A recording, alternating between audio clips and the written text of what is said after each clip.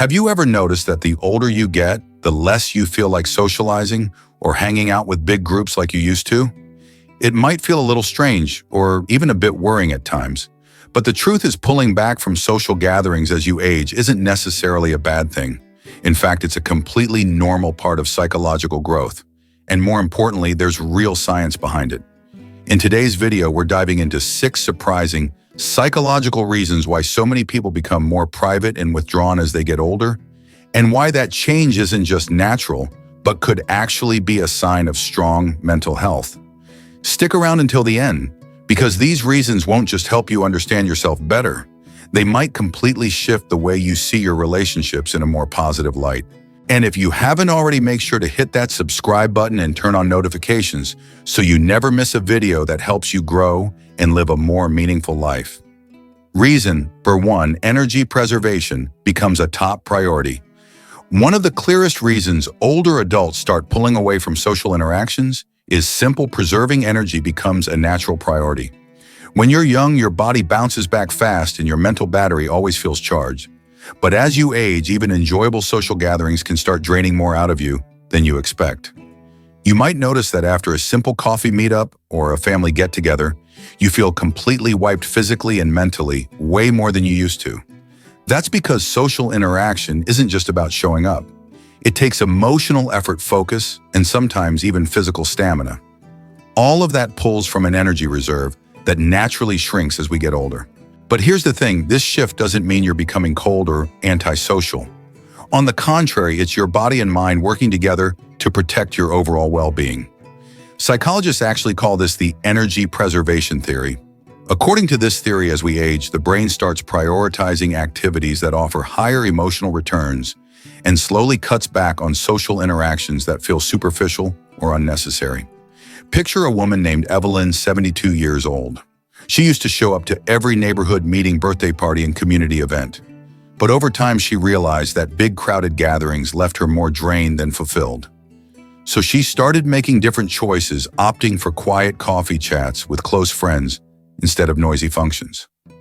Not because she stopped liking people, but because she finally started listening to what her body and mind truly needed. She chose to invest in relationships that actually nurtured her. This is where we need to reframe our thinking. Saying no to a social invite isn't selfish, it's an act of self-care. When you prioritize quality over quantity in your relationships, something amazing happens. Your conversations get deeper, your bonds grow stronger, and most importantly, you don't leave feeling exhausted afterward. So if you've been scaling back on gatherings or becoming more selective with who you spend time with, it's not a sign of isolation. It's a sign of new wisdom kicking in, guiding you toward a more balanced life where your energy is saved for what truly matters. Reason number 2, your social circle naturally shrinks. Another reason older adults tend to socialize less is because their social circle naturally gets smaller over time. And that doesn't mean you're avoiding people, it just means there simply aren't as many people around you as there used to be. Friends move away. Loved ones pass on. Some relationships just fade with time. Slowly, the number of people you regularly see starts to decline. You might notice you're no longer getting invited to reunions or community meetups like you once were. But this isn't something to fear, it's just part of life shifting. Take John, for example. He's 75 now. Years ago, he had a big group of close friends from work and his time on the local council. But as time passed, many moved to different states and others simply drifted away. These days, John spends his weekends having tea with 2 or 3 longtime friends, people he truly connects with. Psychologists call this social pruning, a natural process of streamlining your social life to focus on people who genuinely matter. It's not about quantity anymore, it's about quality. As we age, our social goals evolve. Instead of chasing new experiences or expanding our network, we begin to value emotional depth, understanding, and the feeling of being seen and loved. This aligns with a concept called the socio-emotional selectivity theory, which says that when we become more aware of time being limited, we start investing our energy in relationships that feel meaningful. That said, this shrinking circle can sometimes feel lonely, especially if it happens suddenly or without your control. That's why balance is key. You can protect your inner peace and still open doors for new connections through community clubs, volunteering, or group activities. The bottom line is, you have the right to choose who stays in your life. And if that list gets shorter but filled with love, understanding, and peace, that's not a sign of decline. It's a sign of emotional growth.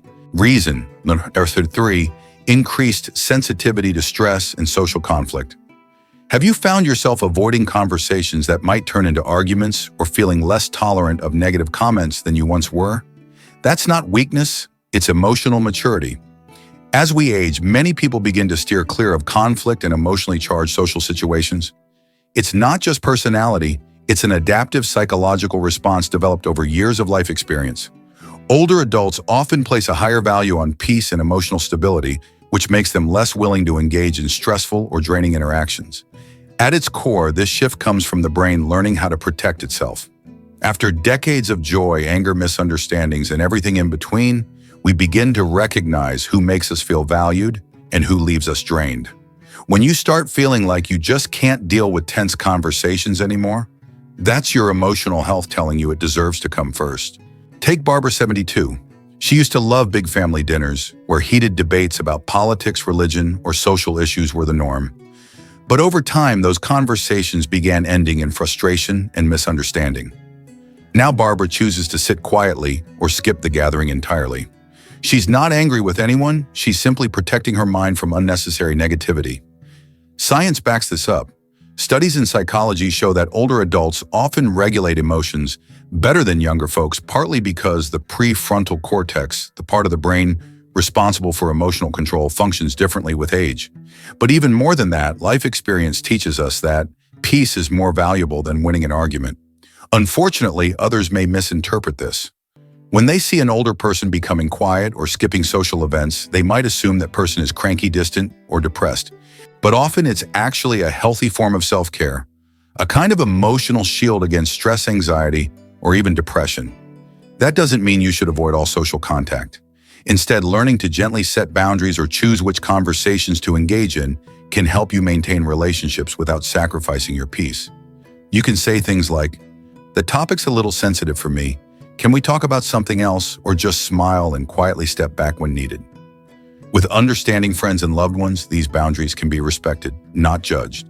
And if you're someone supporting an older adult, recognizing this emotional sensitivity can help create warmer, pressure-free communication. Reason number 4, prioritizing deeper relationships. One of the biggest shifts that comes with age is moving from wide to deep meaning. It's no longer about how many friends you have, but whether those friends truly get you.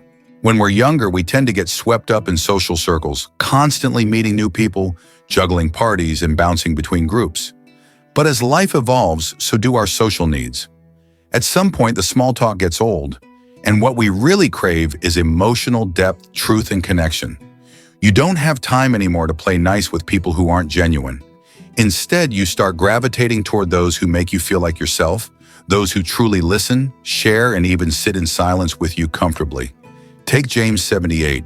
He used to be involved in just about every social activity you can imagine: book clubs, yoga classes, weekly teas. But eventually he realized that after each gathering, he felt drained, not fulfilled. The polite chatter, the surface-level pleasantries, the forced smiles, it just didn't feed his soul anymore. These days he spends his time with 3 close friends fishing by the lake or walking quietly through the park.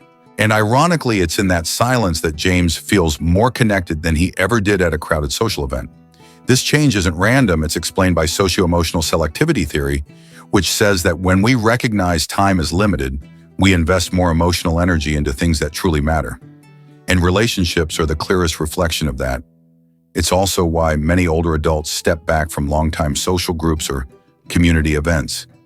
It's not because they dislike anyone. It's because they've come to know what truly brings them happiness.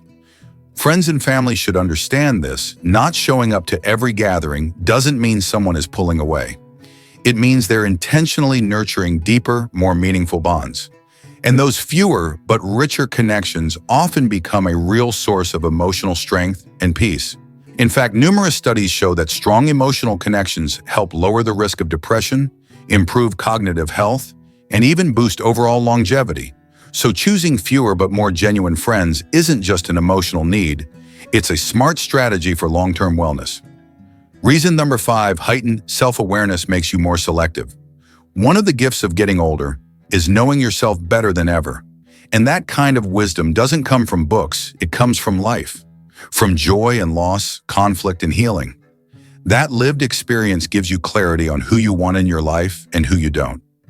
Unlike younger years where we often socialize out of politeness, social pressure, or just to fit in, older adults tend to be more honest with their emotions. They're not interested in pretending to enjoy someone's company. They don't feel the need to force smiles or bend themselves to make others happy.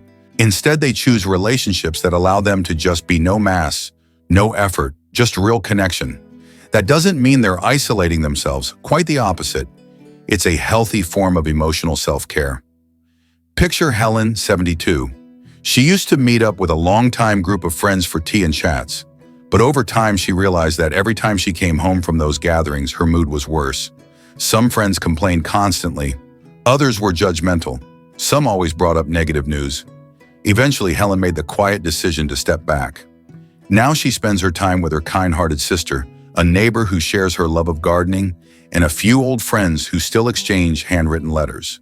The group is small, but they bring her peace and joy every day. That's what emotional awakening looks like. When you realize every hour of life is precious, you naturally want to spend it with people who make you feel better, not worse. Modern psychology confirms this. As we age, our brains get better at regulating emotions. That makes it easier for older adults to recognize what throws them off balance and take steps to avoid it.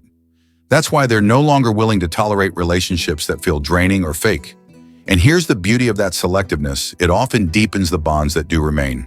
When you invest your emotions with intention, you build relationships that are stronger, more honest, and longer lasting. So if you're close to someone who's getting older, respect their boundaries. Instead of thinking, why are they so picky? Now try thinking, they're learning to protect their inner peace. Honoring that emotional boundary is one of the truest forms of love and support. In the end, social selectiveness in older age isn't about withdrawing, it's about evolving. It's emotional maturity that helps seniors steer clear of draining situations and focus their time and energy on what really counts. Reason number 6, fewer, deeper relationships are the key to mental well-being. This is the final point and maybe the most important one in this entire journey. When it comes to emotional health in later life, quality of relationships, not quantity, is what truly matters. Many older adults worry, I don't have as many friends as I used to, or I'm no longer part of a bunch of social groups. Is that a bad sign? But here's the truth. You don't need a crowd to feel happy. All it takes is a few people who truly see you, love you, and show up for you, and that's more than enough. Research backs this up. Older adults with just a handful of high-quality relationships tend to have lower rates of depression, better memory retention, and stronger overall health. On the flip side, forcing yourself to maintain emotionally draining relationships out of guilt, habit, or obligation can actually do more harm than good. The truth is, most older adults don't mind having a small circle. They're not looking for noise, they're looking for realness. A friend who knows when silence is more meaningful than words. A family member who just gets them without needing a long explanation. A neighbor who says hello with a genuine smile instead of small talk. These kinds of connections aren't flashy or loud, but they run deep. And that's the kind of emotional nourishment that matters most, not the crowded parties or endless social invitations. If you're close to someone in their later years, take notice of who they choose to spend their time with. Understand that they're not pushing people away, they're just living more intentionally with clarity and care. And the beautiful part is, we can all learn from that. We can start building relationships that aren't about numbers, but about presence, trust, and sincerity.